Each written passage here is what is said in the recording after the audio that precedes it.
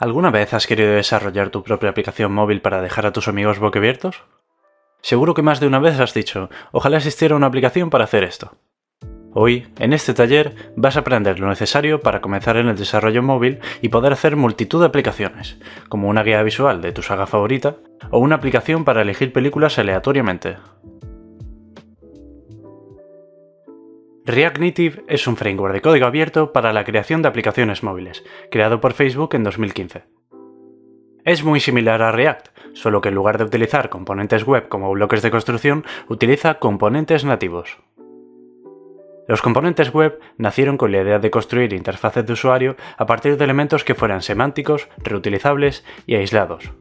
Pero, ¿qué son los componentes nativos? En el desarrollo de Android y iOS, una vista es el componente básico de construcción de interfaces de usuario. Se trata de un pequeño elemento rectangular en la pantalla que puede usarse para representar texto, imágenes o para responder a entradas de usuario. Incluso el elemento visual más pequeño en una aplicación, como una línea de texto, es un tipo de vista. Y como puedes imaginar, también existen vistas que incluyen más vistas dentro de ellas. Cuando desarrollas en Android, escribes vistas en Kotlin y Java. En iOS utilizas Swift u Objective-C. Con React Native puedes crear estas vistas con JavaScript, utilizando componentes de React. En tiempo de ejecución, React Native crea las vistas correspondientes para Android o iOS. Estos componentes respaldados por la plataforma son conocidos como componentes nativos.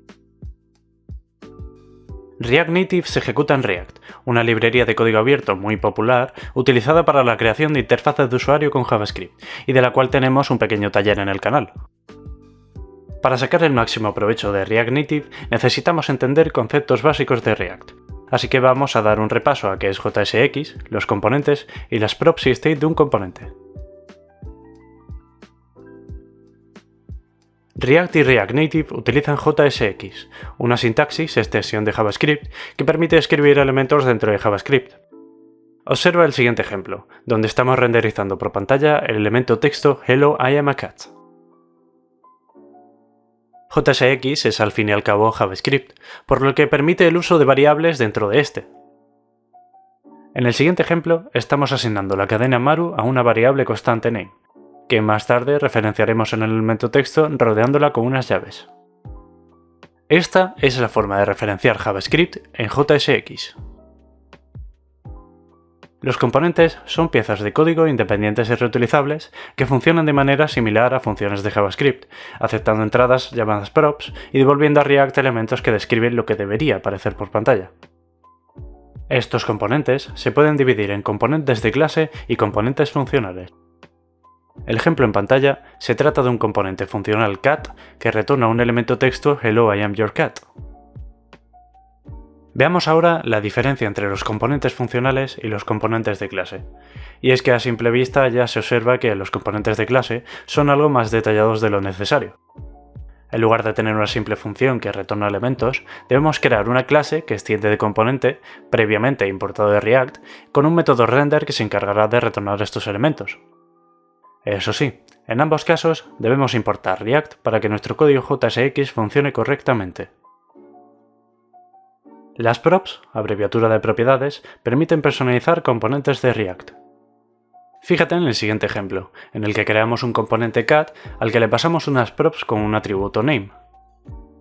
Cada vez que instanciemos este componente, debemos asignar un valor a esta propiedad name, que en este caso es una cadena. La mayoría de componentes core de React Native también disponen de props para personalizarlos a tu gusto. Por ejemplo, el componente image dispone de una propiedad source para indicar la imagen que debe mostrar. El state de un componente funciona como su almacén de datos personal. Es útil para manejar datos que cambian a lo largo del tiempo o que dependen de una iteración del usuario.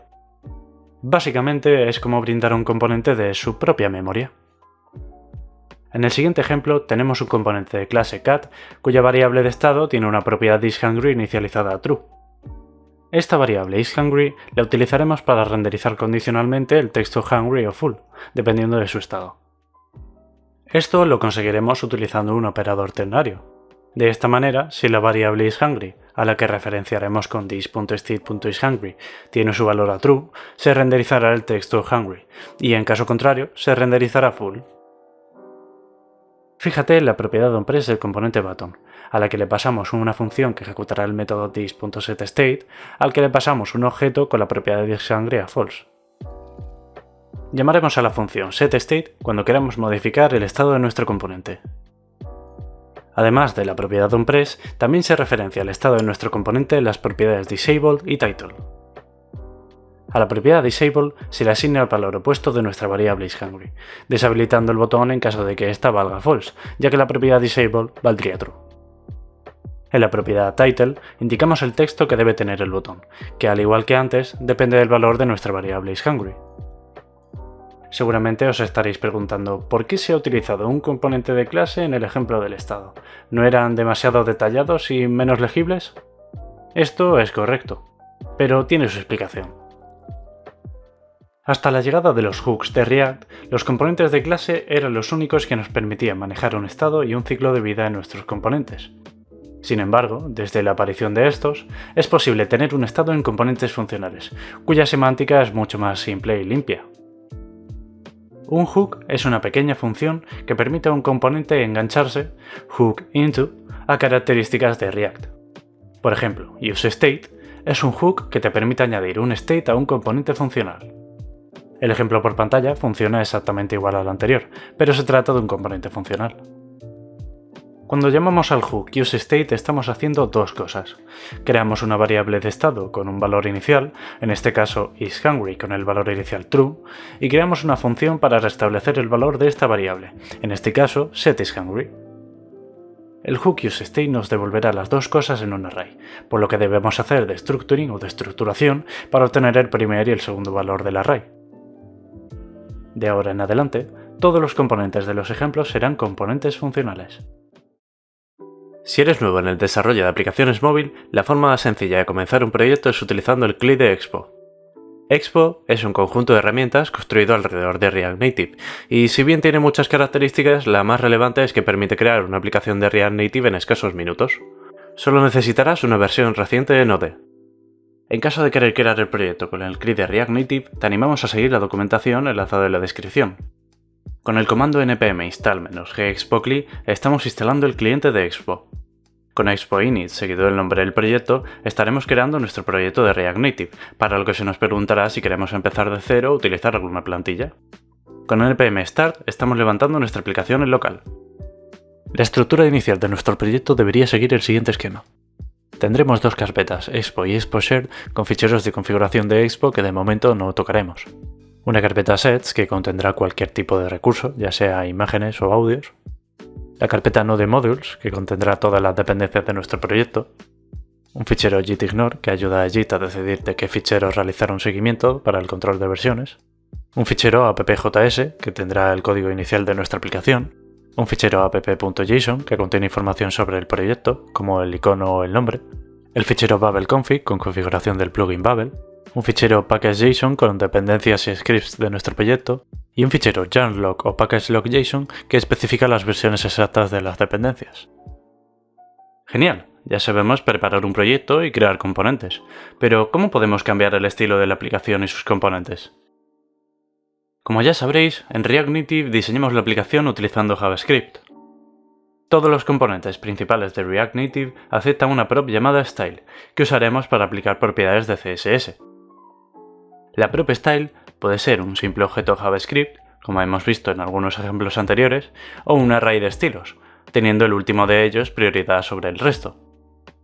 A medida que un componente crece en complejidad, es recomendable utilizar stylesheets para definir varios estilos en un único sitio. El ancho y alto de un componente determinan su tamaño en la pantalla, y podemos determinarlos de tres formas distintas. Las dimensiones fijas son la forma general de establecer las dimensiones de un componente, y se consiguen agregando estilos fijos width y height seguidos de un número que representa píxeles independientes de la densidad, es decir, píxeles que son independientes de las dimensiones de la pantalla. Esta forma de indicar el ancho y alto se usa cuando queremos que un componente siempre tenga esos ancho y alto especificados, y que no se calcule en base al tamaño de la pantalla. Las dimensiones flex son utilizadas cuando queremos que un componente se expanda y encoja dinámicamente según el espacio disponible. Cuanto mayor sea el valor flex de un componente, mayor será la proporción de espacio que ocupará este en comparación con sus elementos hermanos. Si observas el ejemplo, podrás deducir que el elemento con flex 2 ocupará el doble que el elemento con flex 1, y el elemento con flex 3 el triple. Entre los tres elementos ocuparán el total de la vista padre con flex 1. Es muy importante especificar el ancho y alto de un elemento padre, ya que sin esto sus hijos no se expandirán. Si quieres llenar una cierta proporción de la pantalla pero prefieres no usar flex, puedes usar valores porcentuales, que al igual que las dimensiones flexibles, requieren un padre con un tamaño definido. Un componente puede especificar el diseño de sus hijos utilizando el modelo de diseño Flexbox, que fue diseñado para proporcionar un diseño uniforme en diferentes tamaños de pantalla, y que cuando lo dominas puedes hacer prácticamente cualquier cosa. Es muy común utilizar una combinación de Flex Direction, Align Items y Justify Content para lograr una disposición correcta. Veamos ahora qué significan estas propiedades. Flex Direction establece la dirección en la que se distribuyen los elementos secundarios de un elemento padre. También se conoce como el eje principal. El eje transversal es el eje perpendicular al eje principal. Layout Direction especifica la dirección en la que deben distribuirse los elementos secundarios y el texto. También afecta a qué se refieren los valores Start y End en otras propiedades.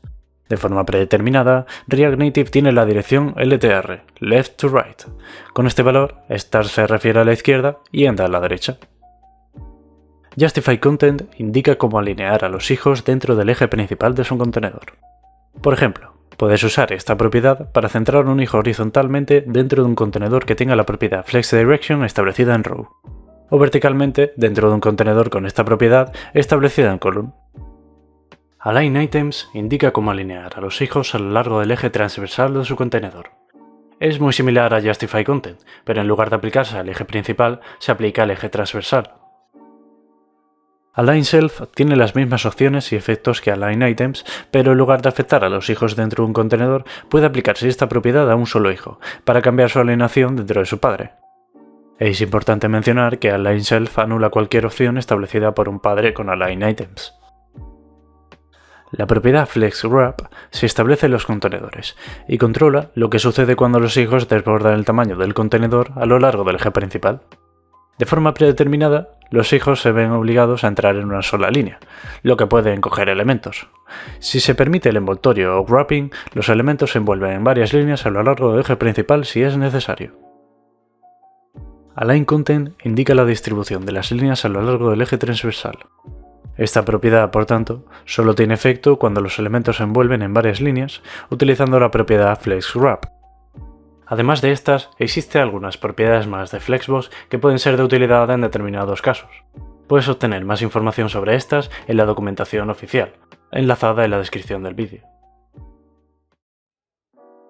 Antes de entrar en materia con la navegación a través de nuestra aplicación, la cual conseguiremos utilizando React Navigation, es de gran utilidad tener claro cómo funciona la navegación en un navegador web.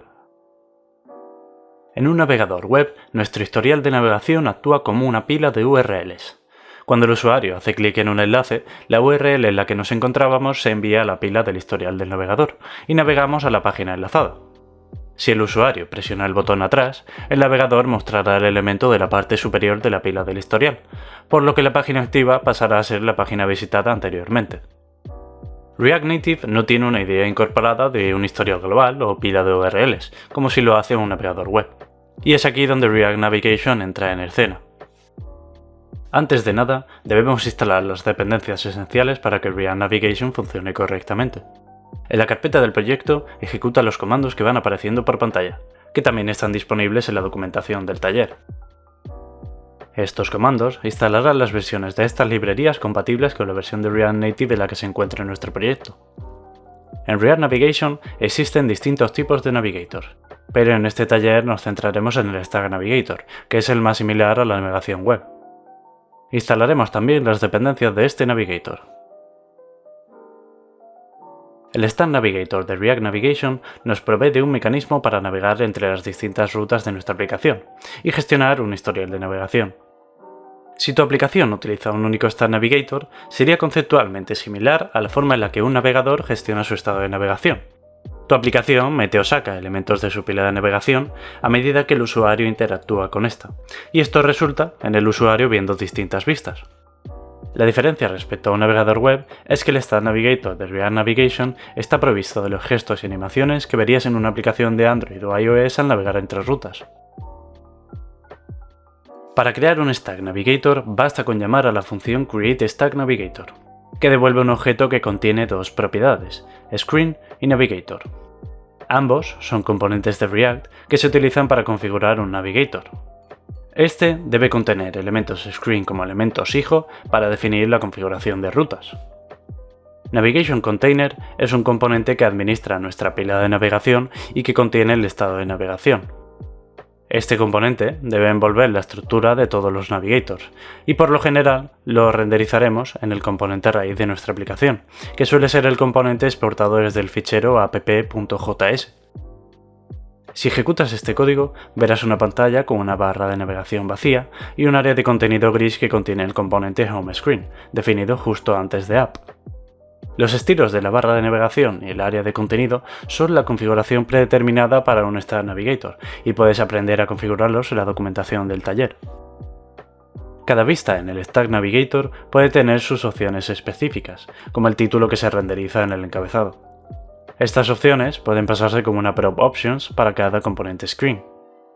A veces nos interesará especificar las mismas opciones para todas las vistas del Navigator, para lo cual utilizaremos la propiedad Screen Options del propio Navigator. En caso de querer pasar props personalizados a una vista, podemos conseguirlo de dos formas. Utilizando React Context y envolviendo el Navigator con un provider de contexto para pasar datos a las vistas, o utilizando un callback de renderizado en lugar de pasar un componente como prop.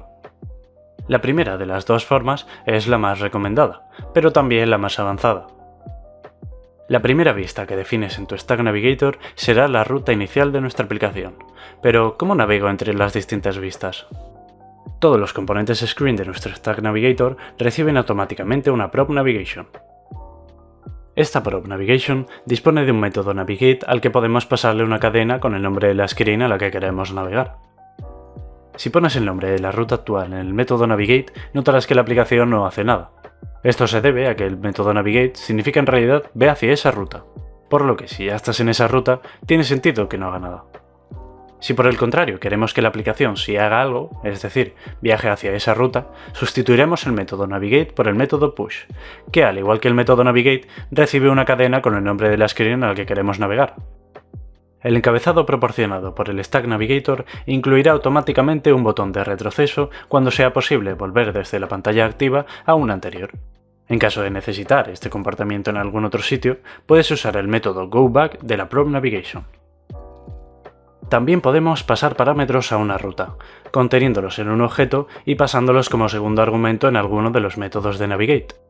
Accederemos a estos parámetros a través de la propiedad params de la prop root, que también reciben automáticamente todos los componentes screen. Los parámetros que se pasan a un screen solo deben contener información para configurar lo que se muestra en esta. Evita pasar todos los datos que se mostrarán en la misma. Por ejemplo, puedes pasar un ID de usuario en lugar de un objeto user. Evita también pasar datos que son utilizados por múltiples pantallas. Dichos datos deberían estar en una store global que podemos conseguir utilizando React Context. Los componentes core de React Native están muy bien y son suficientes para construir una aplicación funcional con todo tipo de características. Sin embargo, flaquean en algo que hay que tener muy en cuenta, y es que el estilo de estos componentes suele ser plano y poco llamativo. Y para alguien que no haya tocado CSS lo suficiente, puede ser bastante tedioso estilar cada uno de los componentes para conseguir un resultado más vistoso. ¿La solución? React Native Paper. React Native Paper es una colección de componentes personalizables, multiplataforma y listos para ser usados con React Native que sigue la guía de diseño Material Design de Google. Esta librería nos provee de todo tipo de componentes, desde el más simple botón hasta una especie de carta con información e imágenes en ella. Lo mejor, que todos los componentes disponen de varias props que permiten personalizarlos a tu gusto. Al igual que en casos anteriores, instalaremos la librería ejecutando un simple comando. En caso de haber usado React Native CLI para la creación del proyecto, necesitamos instalar también el pack de iconos de Material Community Icons, debido a que son usados por algunos de los componentes de Paper. Como en este taller hemos utilizado Expo CLI, no es necesario que instalemos estos iconos. Ya hemos llegado al final del taller, lo que significa que deberíais estar preparados para crear vuestra aplicación móvil con React Native. En la descripción del vídeo dejaremos un enlace a un repositorio público de GitHub con el código de un proyecto de React Native utilizando TypeScript, React Navigation y React Native Paper. El repositorio está dividido en ramas incrementales que siguen el orden del taller. Recordad escribir cualquier duda o sugerencia en los comentarios del vídeo. Además, disponéis de los contactos del aula de software libre en la descripción. Sin más, un saludo a todos y hasta el próximo vídeo.